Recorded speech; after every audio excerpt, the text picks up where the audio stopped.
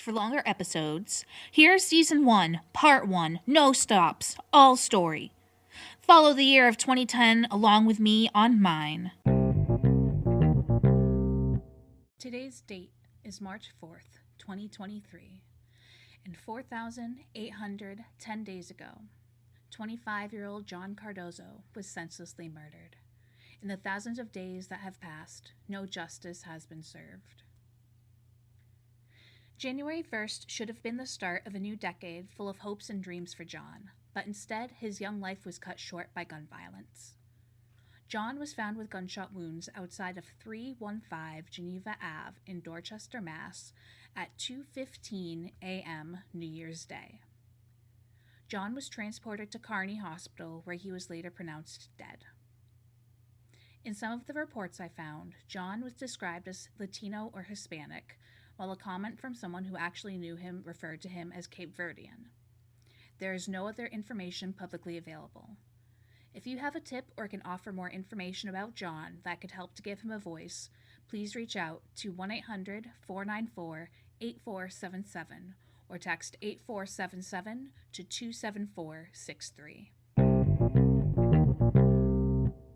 25-year-old Derek Crowder was from Roxbury, was a beloved cousin, son, and friend. On January 5th, 2010, at 12:41 a.m., police responded to calls of gunfire at 2656 Center Street, where Derek was shot in the back of the head. At Derek's funeral, a fight broke out where one person was punched, impaled on a fence, and suffered neck trauma. According to some sources, Derek's slaying is tied to gang violence. Derek is memorialized in the Garden of Peace, a place that serves as a memorial to victims of homicide, a place where families, friends, and the larger community may remember and honor the lives of those taken by violence and serve as a visual testament of the need to eliminate it.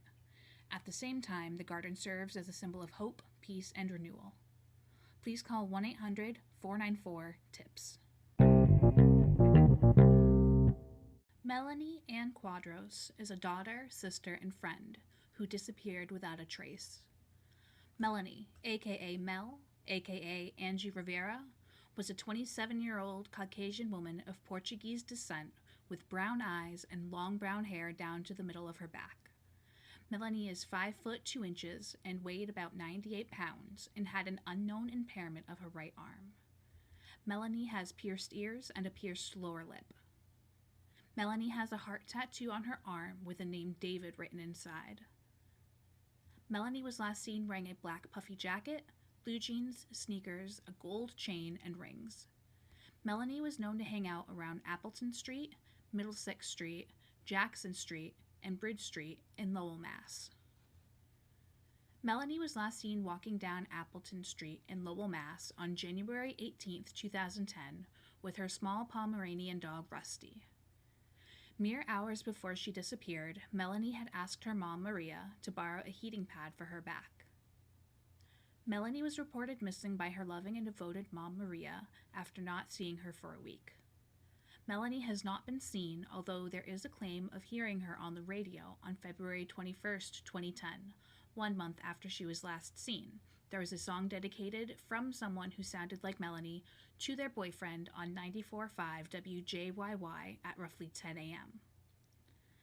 Despite the initial thoughts of police who believe Melanie disappeared on her own, her family thinks otherwise. Although Melanie has a history of homelessness, crime, and drug addiction, she kept in touch with her family, and it was very uncommon for her to go without speaking to them for long periods of time. Rusty, the Pomeranian, has also never been found. Melanie was facing jail time for an alleged car theft when she disappeared. The likely sentence, according to sources, was not long enough for it to be worth it to flee, as Melanie had spent time in jail in the past. That combined with the fact that it was, quote, nearing winter, she'd have wanted to get sober and nourished in jail. As opposed to her current situation, jail wasn't a bad alternative in the views of those close to her. Theories as to Melanie's disappearance include that she knows who was responsible for a shooting years ago and had to be killed to keep her silence, though many discredit this theory. Others say Melanie was taken for sex trafficking, and yet others have said that Melanie was thrown into a canal. Melanie's boyfriend was deported years after her death and is no longer available for questioning. Melanie has been excluded as the unidentified body found in Fitchburg, Mass. On February 1st, 2015. According to Maria, Melanie's mom, Melanie is the first thing she thinks about in the morning and the last thing she thinks about before she goes to bed. She's always there. If you or someone you know has information about what happened to Melanie Ann Quadros, please reach out to Lowell PD at 1-978-937-3200 or 1-978-459-8477.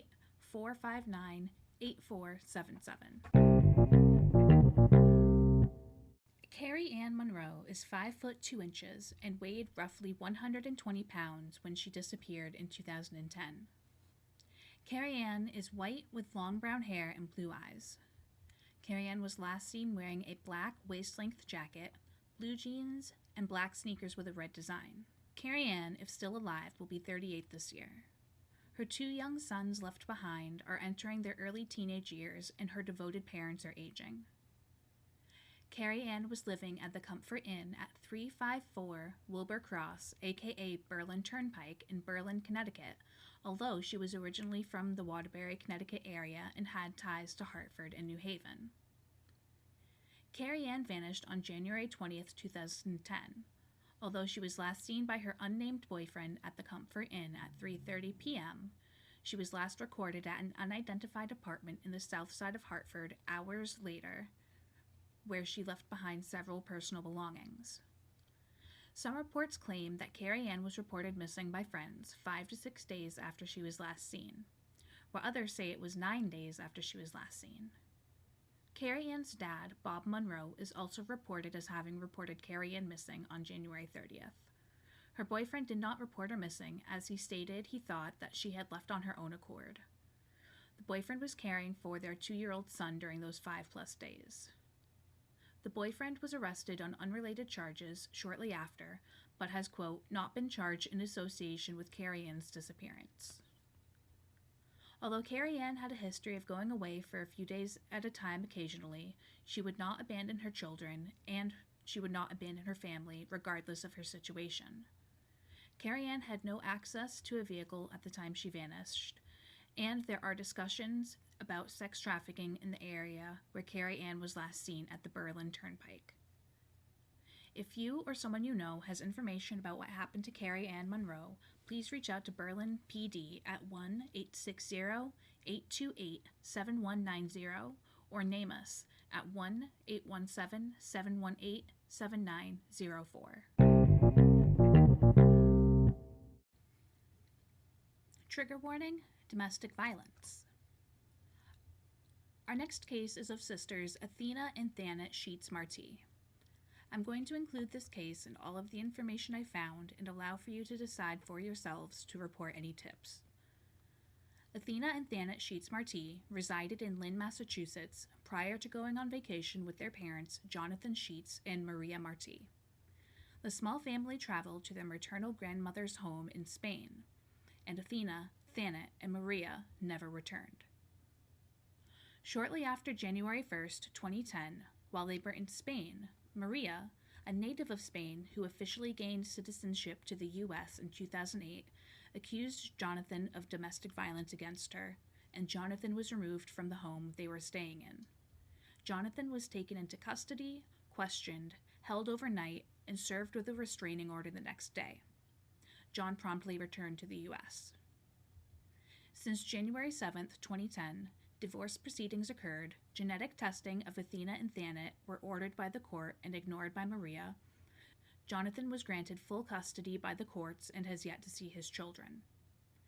The courts view Athena and Thanet as current Lynn, Massachusetts citizens, even though they have now lived in Spain longer than they had in Massachusetts at this point. The courts view Maria keeping the girls as a, quote, wrongful and vengeful act.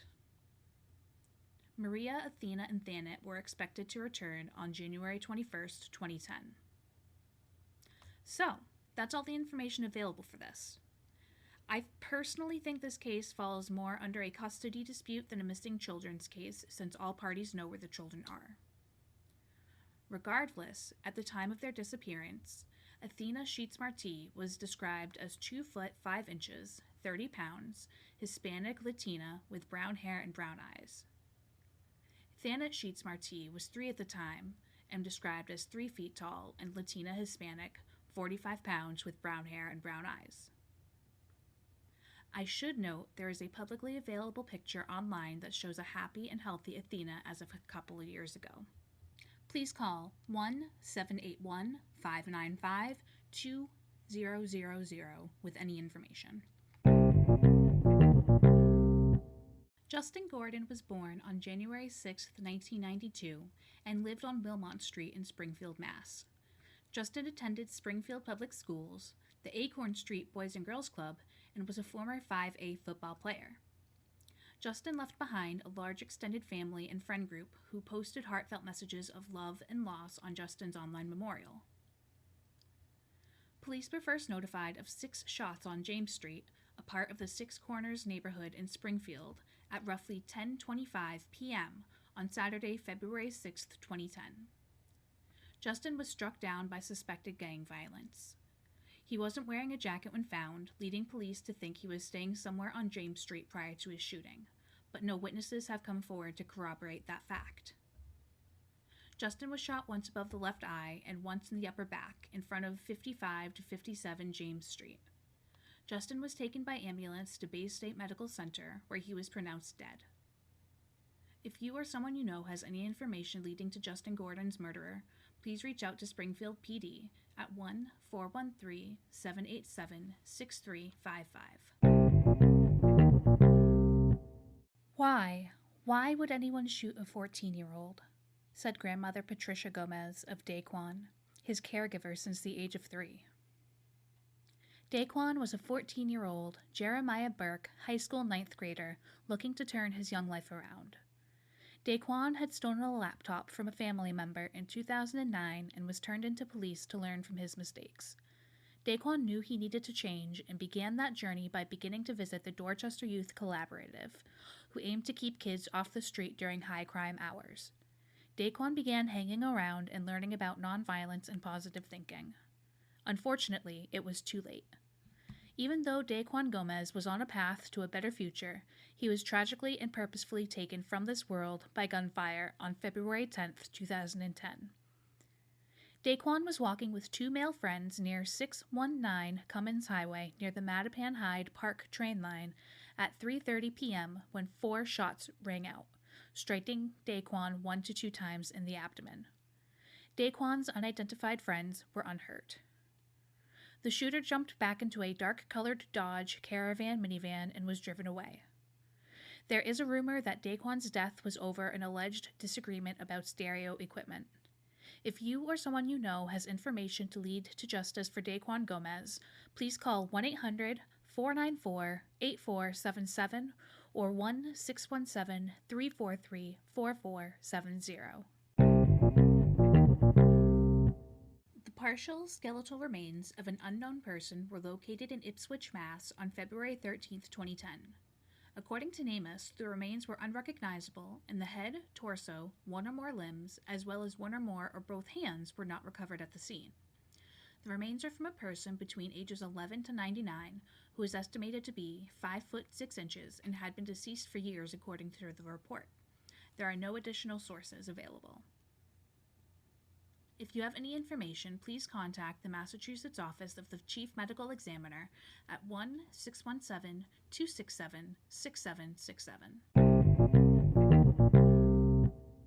It seems like just yesterday we were hanging at your grandma's house in Robinson Gardens, dressing up and playing like we were famous jazz singers and things. I will never forget your friendship. It was real, unconditional, and true. I will miss you. LaShawn Dolores Weldon was likely born on July 2nd, 1969, and was a lifelong Springfield, Massachusetts resident. LaShawn attended the Springfield Technical High School, was employed as a nurse's aide, as well as a personal care attendant. LaShawn had a large family, with 2 siblings named Malika and Tony. a mom named Teresa Jenkins, a father named Roger Rush, and a stepdad named Anthony Jenkins. LaShawn has 4 children: Cherie Fortes, William Williams III, Jaquetta Jackson, and Jesse Jackson. LaShawn also has at least one grandchild by the name of William Weldon Fortes. A. LaShawn D. Weldon was arrested for sex work in 2007, 2008, and 2009, all at the ages our LaShawn would have been, making me think that LaShawn did dabble in sex work, which is totally okay. It should be legalized. Someone murdered LaShawn at the age of 40 by unnamed means in her 159 Tyler Street, Springfield, Mass. Apartment on February 19, 2010. LaShawn's memorial was held at Harrell Funeral Home. It is unsure if LaShawn's cousin Stuart Weldon is a suspect. Please call 1-413-787-6355 with any information. Ramon Daly was a 22-year-old man who took care of others and always offered a kind word and helping hand. Ramon was a shining example of what a minister's son should be: a good, church-going man with no gang ties and low-risk lifestyle. Ramon had attended Lexington High School and Noonan Business Academy. He was a ground operator for JetBlue at Logan Airport. It was this early morning job that had Ramon walking out his front door, through his gate, and to the bus stop at 4 a.m., Saturday, February 27, 2010. Ruth, Ramon's mom, was awake when she heard shots just outside her home she shared with Ramon. Panicked, Ruth called Ramon's cell phone and asked, "Are you okay?" The answer, "No, Mommy, I'm not okay." Ramon Daly was found in the middle of Floyd Street in Dorchester, Mass. With several gunshot wounds that claimed his life later in the day. The assailant is unknown and no arrests have been made. If you or someone you know has information to lead to justice for Ramon Daly, please call 1-800-494-8477 or 1-617-343-4470. Benjamin Martins was 30 and had had a troubled youth, with a short history of marijuana possession, assault and battery, and disorderly conduct. Benjamin had also turned his life around. Benjamin was a carpenter, a runner who enjoyed exercising in Ronan Park in Dorchester every morning, and was a beloved family man. Benjamin was hunted down by an assailant who fired over 12 shots at him during the pursuit. Stray bullets hit surrounding homes and cars. Benjamin was fatally shot between 7:25 and 7:30 p.m. on March 4th, 2010, just steps outside of 85 or 89 Draper Street, Dorchester, Mass., where his family was located. Benjamin's brother heard the shots, and his family gathered around as he lay mortally wounded. Benjamin was transported to Boston Medical Center, where he was pronounced dead. Please call 1-800-494-TIPS. Trigger warning: suicide. The 988 Suicide and Crisis Lifeline is a United States-based suicide prevention network of over 160 crisis centers that provides 24/7 service via a toll-free hotline with the number 988. It is available to anyone in suicidal crisis or emotional distress. 27-year-old Luis Anthony Narvaez, lovingly known as Pucho, was last seen by his mom 3 days before his likely demise. Luis's mom received a phone call on March 9, 2010 from a stranger saying that Luis was threatening to jump off the Bulk Alley Bridge in Hartford, Connecticut into the Connecticut River below.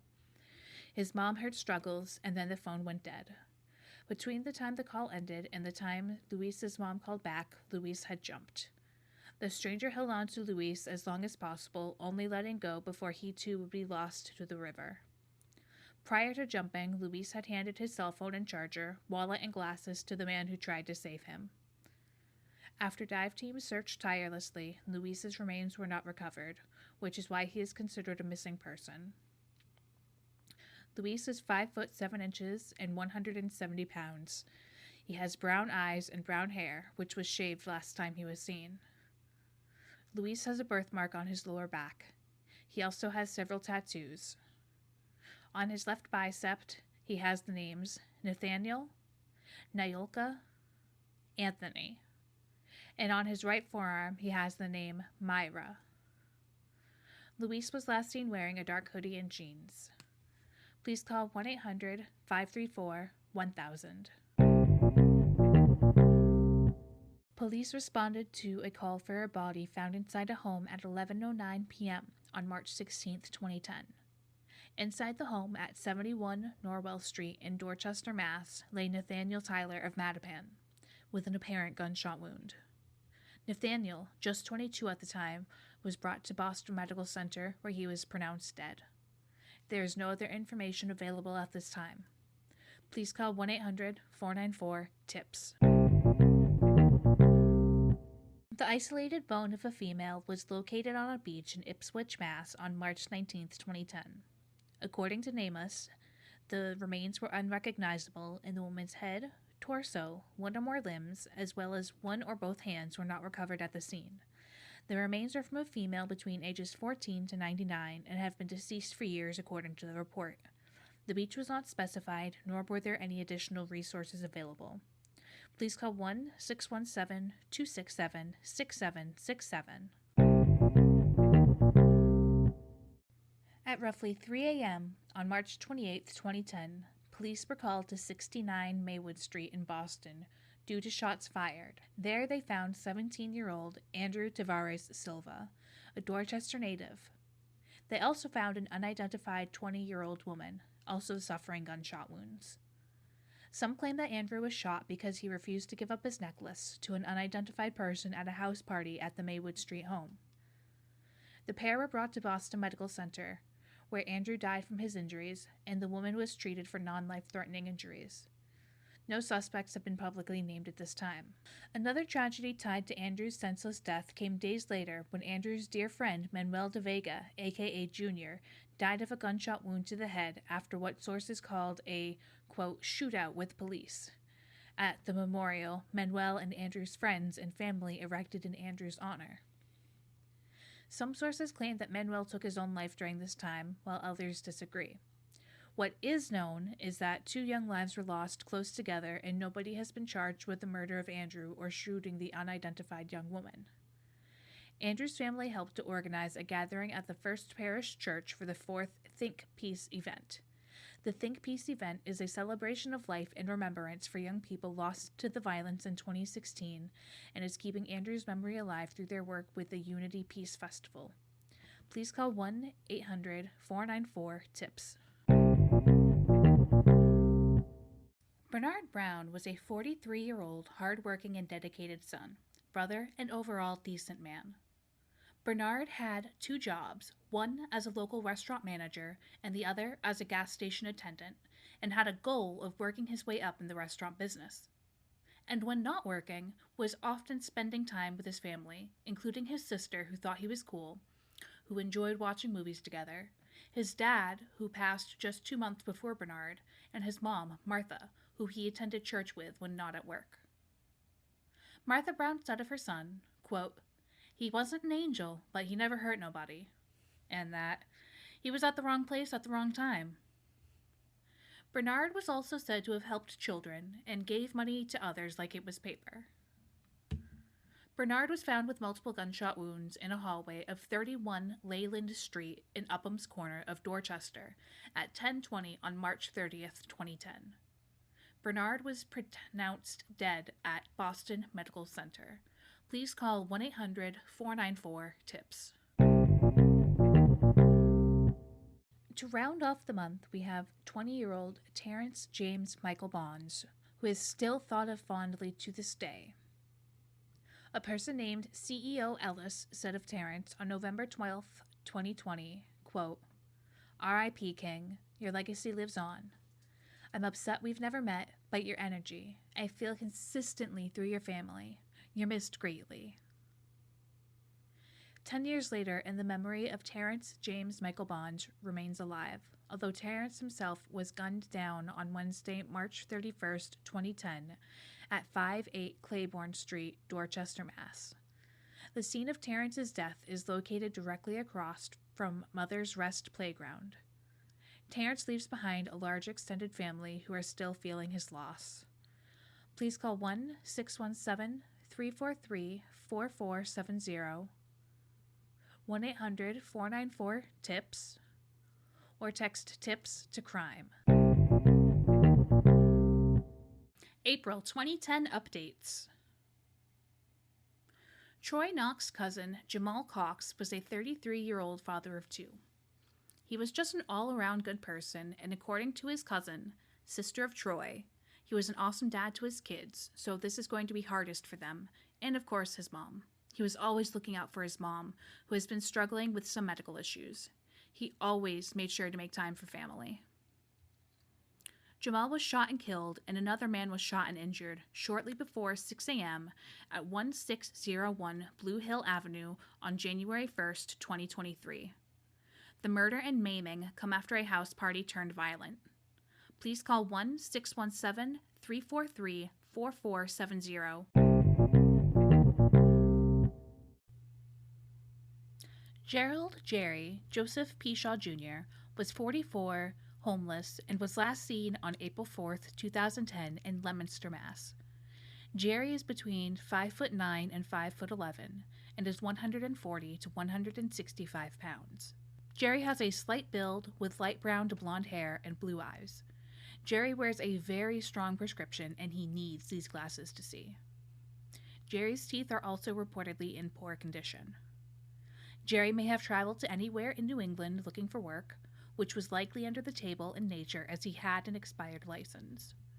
Jerry was traveling with a friend when he was last seen, and this friend is publicly unidentified, and according to Jerry's wife, law enforcement couldn't find that friend either. Jerry failed to meet his son for a ride to Vermont for work, at a store they had agreed upon in Fitchburg, Mass. Jerry has missed other events in his son's lives, major events such as high school and college graduations, and his children are in their late 20s to early 30s, and now have no idea what happened to their dad. There is a possibility that Jerry left on his own accord, however, his family doesn't think he would leave without notice. Jerry was awaiting trial for an improper storage of firearms charge, but that trial kept getting continued, and Jerry grew frustrated and asked the judge to either throw him in jail, fine him, or drop the case. The judge continued the case again. Fleeing these charges is an unlikely scenario. According to Jerry's wife, Jerry had been lost for many years prior to his actual disappearance, as Jerry struggled with alcoholism for years. His wife said that after the day he was last seen, he up and vanished. If you or someone you know is dealing with alcohol addiction, visit aa.org or al-anon.org. Jerry's wife, username PshawK on WebSleuth, was a big contributor on the website, taking time to thank those who were assisting in identifying potential remains as well as spreading the word. There is a WebSleuth thread dedicated to Jerry, where a potential comparison to an unidentified male found in Lowell, Mass, just months after Jerry disappeared, was proposed to law enforcement as of November 2021. Jerry has not been excluded as the unidentified man, according to NamUs. The age, height, weight, clothing, and most notably glasses are all similar to what Jerry would have been wearing, though the unidentified male did not have the green knapsack Jerry was last seen with. If you have any information, please call 1-800-494-TIPS. Daishan, Monster, I missed you so much already. There are no words to express what you've meant to me for these past 12 years. You've been my best friend when I needed a shoulder to cry on, a father when I needed a stern talking to, and my brother when you gave me good advice on no good men. Daishan was a wonderful friend, and he has taught us how to truly love others.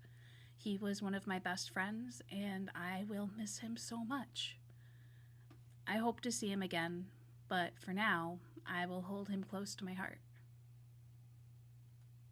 Daishan, you were always special to me.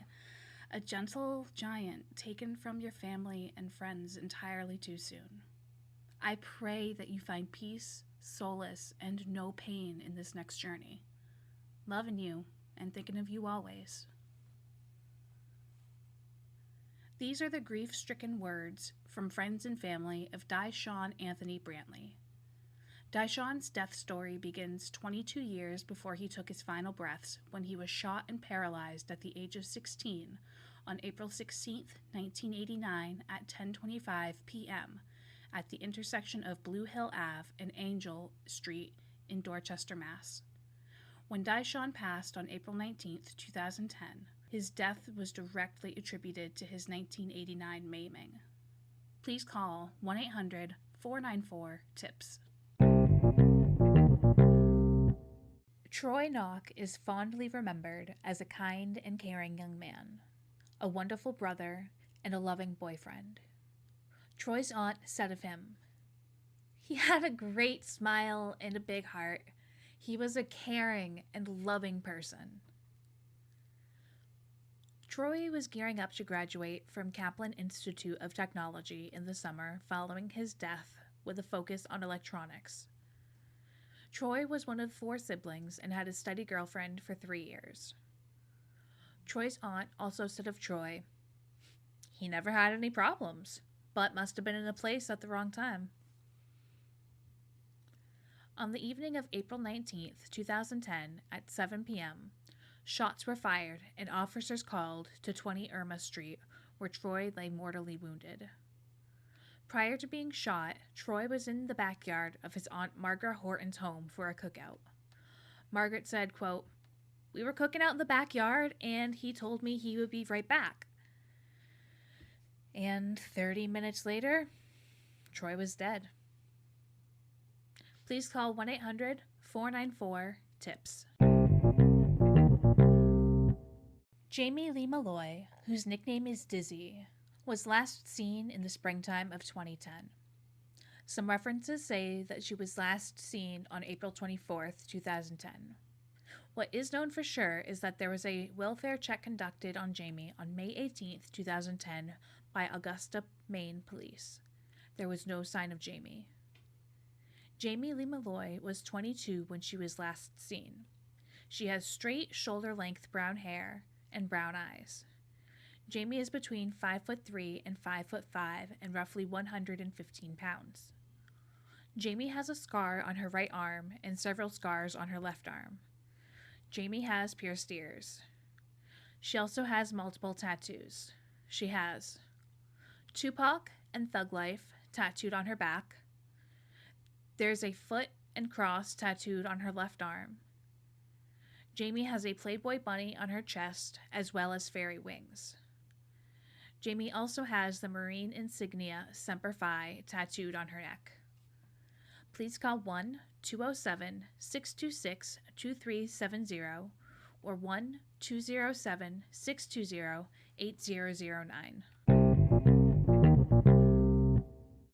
May 2010 updates. Ivil Brown's advocacy work is still going strong, even in his death.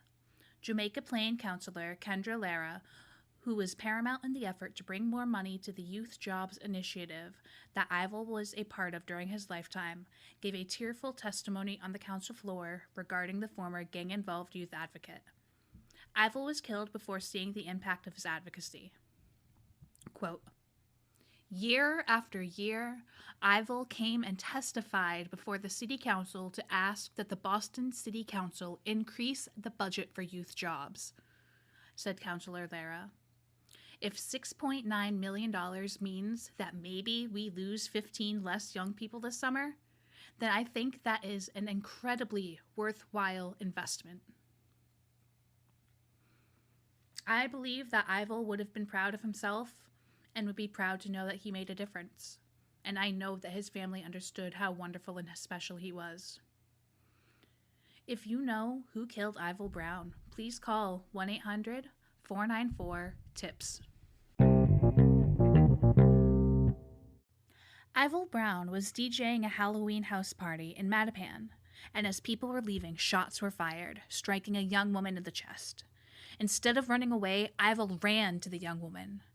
She said, I thought that was the last day that I was ever going to see life, but it so happened he runs outside and saved my life, she said, speaking slowly. Out there, laying there, screaming, telling God I don't want to die. He put his shirt over me, telling me to just relax, calm down, you're not going to die. I wake up the next day, I see him and my best friend. The young woman, critically injured, spent about 2 weeks recovering at a hospital, where Ivel visited her or called her each day. This story was recounted at Ivel's funeral, and after the retelling, Ivel's mom, Merveline Chambers, gave the young woman a long hug. Ivel Brown spent his early teen years on the streets and was kicked out of a school at the age of 14 for selling crack. He was then approached by a youth worker who offered Ivel a job. 3 years later, Ivel, then 17, worked at Family Services of Greater Boston, City School, and at Mattapan's finest barber shop to help support his family. Ivel was a born leader who found solace in the phrase, "Be the change you wish to seek." And by all resources I found, he took that phrase to heart. Ivel believed that every young person should have the opportunity to work for something they believed in and change their lives around, like Ivel had. Ivel went from a drug-dealing gang member to someone who fought to improve the lives of others. Ivel believed in getting kids off the street, getting them summer jobs, and giving them something to work for, giving them hope for a better future. Ivel was stabbed in broad daylight at 1:30 p.m. on Memorial Day 2010 near 35 Harmon Street, 1 block away from his home. A 19-year-old was also stabbed and survived their injuries. No motives were given, but police say this wasn't a random attack. Neither Ivel nor his friend were known to police at the time, and no arrests have been made. Now it's time to do the right thing and turn in whoever stabbed this 17-year-old kid to death. Ivel was born on May 8, 1993, and died May 31, 2010. Ivel is buried at Forest Hills Cemetery in Jamaica Plains, Mass. His family was unable to give him a headstone, citing it too costly. Please call 1-617-343-4470, 1-800-494-8477, or text TIP to CRIME. Jefferson Corey Leon Johnson, better known as Corey without the E, led a proud and purposeful life. A Dorchester, Mass. native, Corey had 2 young daughters, just 6 and 4. Corey was a concert promoter, attended church regularly, loved fashion and people, as was seen at his funeral of 600-plus individuals who also loved Corey. Corey took part in tutoring programs aimed to help people who grew up in the wrong neighborhoods, who needed the extra guidance and assistance to ensure they thrived despite life's early setbacks. How did this beloved young man come to die so prematurely? Gun violence. On May 30th, 2010, Corey and his 24-year-old brother were walking down Attucks Crispus Place near their dad's home near Fenwick Place in Roxbury, Mass, when shots rang out around 12:48 a.m. Corey was taken to Brigham and Women's Hospital, where he was pronounced dead. His brother survived with non-life-threatening injuries. There are no suspects at this time. Corey is buried at Mount Hope Cemetery in Suffolk, Mass. If you or someone you know has information to help get justice for Corey's daughters, now in their teens, please reach out to 1-617-343-4470. For young Jihad Waters, only about 25 at the time, he was not new to gun violence, as he had been shot and confined to a wheelchair only a few years earlier in 2005. Jihad was the dad of young children and was preparing to take classes at Bunker Hill Community College. Jihad had a criminal history, being arrested on drugs and weapons charges in July 2005 as an end-stage teenager. Jihad's neighbors said that he traveled to physical therapy 3 times weekly. Jihad was often seen traveling with friends along the street. Jihad was loved by many. The minutes leading up to Jihad's death were filled with joyous conversations and preparing to celebrate his mom, Marilyn Thomas's birthday, by cooking hot dogs and hamburgers on a grill he borrowed from a neighbor. Jihad was new to the neighborhood, only moving from Lawrence Ave in Dorchester to Washington Street in Dorchester 2 months before his murder. He called upon his neighbor around 4:39 p.m. on May 20th, 2010, to ask to borrow his grill. The neighbor told him it needed to be cleaned. Jihad was cool with that, and then invited the neighbor over for dinner as a show of appreciation. Marilyn was on the phone with Jihad minutes before he was killed. She told him she was on her way, but by the time she was ready and picked up the phone, her son was dead. Jihad had his back towards the stairs, facing the grill at his 795 Washington Street home in Dorchester, Mass, around 5 p.m. when a coward shot Jihad in the back of the head in what police call a gang-related attack. The gunman escaped on a scooter, allegedly driven by an accomplice.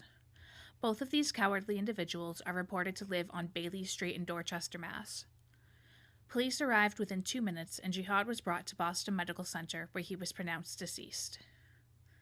Jihad is memorialized in the Garden of Peace, a place that serves as a memorial to victims of homicide, a place where families, friends, and the larger community may remember and honor the lives of those taken by violence, and serves as a visual testament of the need to eliminate it.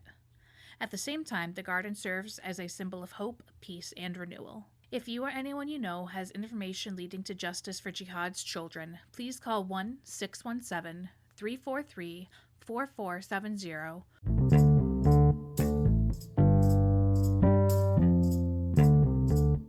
Rafael Montanez lived on Alderman Street, where he enjoyed playing on his PS3, listening to music, singing, dancing. Rafael was an avid Yankees fan and loved to see them live. Rafael loved his TT's pizza patties and other home-cooked meals. Rafael was his own person who didn't have a specific gang affiliation. On May 1st, 2010, at about 8:15 p.m., rival gangs at the corners of Allendale Street and Dwight Street in Springfield, Mass. Started fighting. First with their words, then with their fists, and finally drawing their guns and shooting. The aftermath of this gang battle left one man shot in the shoulder, one man shot in the leg, an 8-year-old boy shot in the foot, and finally, Rafael Montanez, who was shot in the abdomen, striking him in the liver. After being shot at 57 Allendale Street, Rafael ran around the corner to Dwight Street, where he fell on the sidewalk. Rafael was taken to the hospital, where he had emergency surgery that unfortunately did not save his life. He was pronounced deceased somewhere between 9:45 and 10 p.m. Rafael was not in a gang and didn't hang out on the street where he was shot. He lived in the Forest Park area of the city. Rafael Montanez's murderer is described as a Puerto Rican male in his 20s, now 30s, wearing black nylon shorts and a Yankees baseball cap. The second gunman is described as a black male in his 20s, now 30s, with a muscular build, wearing a white shirt and with blue spray paint on it. They both escaped on a red motorcycle. The following poem was part of Rafael's memorial. Pequeño Angel. Pequeño Angel, descansa tus alas, siéntate conmigo. Como deseo agrantar tus manos y ver tu tierna sonrisa. Pequeño Angel, mírame, que quiero esta imagen clara. Nunca tu cara precioso olivar es mi lo más grande. Pequeño Angel, me puedes decir, ¿por qué te fuiste tan lejos? Si no estuviste tanto tiempo, ¿por qué no te puedes quedar? Pequeño Angel, bajo su cabeza, estas cosas no las conozco, pero lo que sí conozco es que tú me amas y yo a ti también. This poem roughly translates into Little Angel. Little angel, rest your wings, sit with me. How I want to hold your hands and see your tender smile. Little angel, look at me. I want this image clear. Never to forget your precious face is my greatest fear. Little angel, can you tell me, why did you go so far? Otherwise you were so long. Why couldn't you stay? Little angel, lower your head. I don't know these things, but what I do know is that you love me and I love you too. Please, if you or someone you know can bring Rafael Montanez's murderers to justice, please call 1-413-269-8255.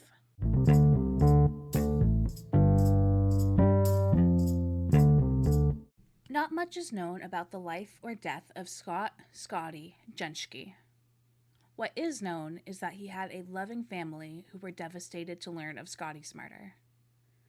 Scotty's sister says, How do you tell your mom 2 days before Mother's Day that she just lost a child?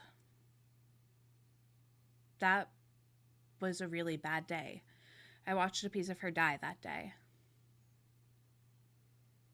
Scotty Jenschke was found on the morning of May 7th, 2010, shot once, laying in front of 50 Division Street, Pawtucket, Rhode Island, by a passerby. Scotty had a criminal record, a brief history of incarceration, and managed to keep his undisclosed criminal activities away from his family. It is thought that Scotty was targeted and knew his killer due to the circumstances of his death. It's unclear, though, if his criminal past contributed to his murder or if another element was involved. No arrests have been made. Scotty is now the 3 of Hearts in the Rhode Island cold case playing card deck. If you or someone you know has information leading to justice for Scotty Jenschke, please call 1-877-747-6583.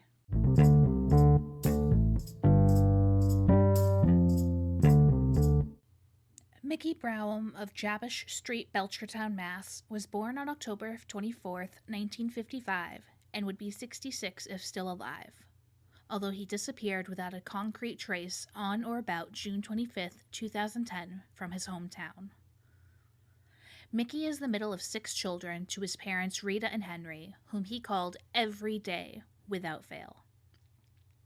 Other than family, Mickey was a bachelor who didn't have a known partner or children, only his cat, whom he left behind without food or water for an extended stay away. This fact is what really convinced the community that something bad happened to Mickey, because he was responsible and loved his cat and wouldn't leave it without necessities when out for a trip. Mickey owned and operated his own business, M. Browham Excavating. He also plowed city sidewalks for the water department each year. The financial standing or any disgruntled employee's status is unknown. Mickey is between 5'4" and 5'6" and 190 to 220 pounds. Mickey is white with brown hair and blue eyes. Mickey has a wolf tattoo on his left shoulder and a large surgical scar on his sternum from coronary heart surgery that happened shortly before he vanished. Mickey also has Dupuytren's contracture of his 3rd and 4th fingers on both hands. This means that those fingers are bent towards the palm and can't fully extend. Mickey also has diabetes and needed medications to live, though those medications were left behind. Mickey's signature necklace, a 1 3/4 inch scorpion with a diamond on the tip of the tail, is also missing. It is unknown what else Mickey was wearing when he disappeared. Both of his vehicles, motorcycle and truck, were accounted for at home, and Mickey didn't like being driven around, someone quoted as saying, "That's not how he rolled." So, if Mickey really was at the New Hampshire Motor Speedway that day, the day he disappeared, how did he get there, and who drove? Mickey made plans on June 24th, 2010, over a nice cold iced tea since it was humid that day, with his sister for the upcoming Sunday. Mickey and his sister were going to tackle a landscaping project at her home in exchange for a home-cooked meal, as family does. The last confirmed sighting of Mickey was by his nephew at roughly 2 p.m. on Friday, June 25th, 2010. Some sources say Mickey shared a brief wave with his nephew Adam Browham as he drove past in his truck. Others say he asked him if he needed something to drink because it was hot out that day, and Adam was a cop serving on traffic duty. I think both could be likely true if traffic were slow and Mickey could stop briefly. Small towns are that way sometimes, you know? Saturday, June 26th rolls around, and there was no mention from Mickey that he was going to the races that weekend, which he would have mentioned as he was both an avid race attendee and very close to family to the point where he spoke to them daily. Rita, Mickey's mom, was unable to get in touch with Mickey that Saturday and called Carla, Mickey's sister, because that was very strange. By this point, people were concerned as Mickey kept in frequent contact with family and essentially vanished into thin air, something that they knew he wouldn't do on his own. Prior to being located, there were multiple calls from Mickey's phones to people in his contacts list, but not a single one connected. When people saw that Mickey called and they called back, it went straight to voicemail. Sunday, June 27th, a stranger found Mickey's wallet at the Speedway and called Carla as her contact info was inside. Mickey's wallet with ID and credit card were found at Route 106 across from the Speedway. It was also reported that the wallet was found at the main gate of the Speedway. Nobody actually saw Mickey at the race, and it is unclear if he actually arrived or even left Belchertown. His family doesn't think he left town. New Hampshire Fish and Game and out-of-state search dogs scoured 12,000 acres with helicopters, ATVs, dive teams, and found no sign of Mickey. 10 dogs from the Connecticut Canine Search and Rescue looked for 2 days. It was their first time looking for a live human. In a separate search, 100 volunteers searched in October 2010, on foot, on horseback, on ATVs, 11 and 2 miles north of the Speedway, different from the New Hampshire Fish and Game search. In another separate search, conducted in Belchertown, Mass., the George Hannum Street near the Highway Department was searched. Nothing of note was discovered there either. In the aftermath of Mickey's disappearance, there have been vigils, like the one on July 10th, 2010, where hundreds showed up. The anniversaries where people keep their porch lights on to show that they're still looking for him, blue ribbons being tied up around town, as well as an annual blood drive in Mickey's honor, as he was an avid donor. Mickey's sister Cindy thinks that other people in town know what happened to him, but she declined to name names. Mickey's life and mystery have not been forgotten, as Web Sleuth recently bumped his post up as recently as October 14th, 2021. Mickey's life is fairly innocuous, yet his disappearance is truly something from the movies. Let's finally bring Mickey home. Please call 1-413-586-9225, 1-413-323-6655, 1-866-477-8237, 1-413-586-5150, or text TIP to crime. Brian Keith Gomez is classified as endangered missing from Cavendish, Vermont. Brian was born sometime in 1962 and disappeared around June 9th to 10th, 2010. Brian is a white male who is 5 foot 5 inches, 140 pounds with a mustache, long brown hair, and hazel eyes. Brian has no distinguishing marks or features. He has undisclosed mental health limitations, although he is independent, had a job at Gilchrist Log Homes, lived alone, and had a caseworker. Brian's caseworker hadn't seen Brian since June 1st, while his work last saw him on June 9th, and no sightings of Brian have occurred since. On July 6th, 2010, a neighbor called in a welfare check after not seeing Brian for a couple of weeks. After this initial report, Brian's caseworker called in a welfare check. Brian has no known vehicle and is known as a hitchhiker along Route 131 and Route 106, and his family in the Springfield, Vermont area too. There is no indication of foul play or self-harm. Please text VTIPS to 274-637. Thank you for joining me for Season 1, No Holds Barred, Part 1. Join me for the second half of 2010 on the next episode of Mine, Missing, Murdered, Unidentified in New England.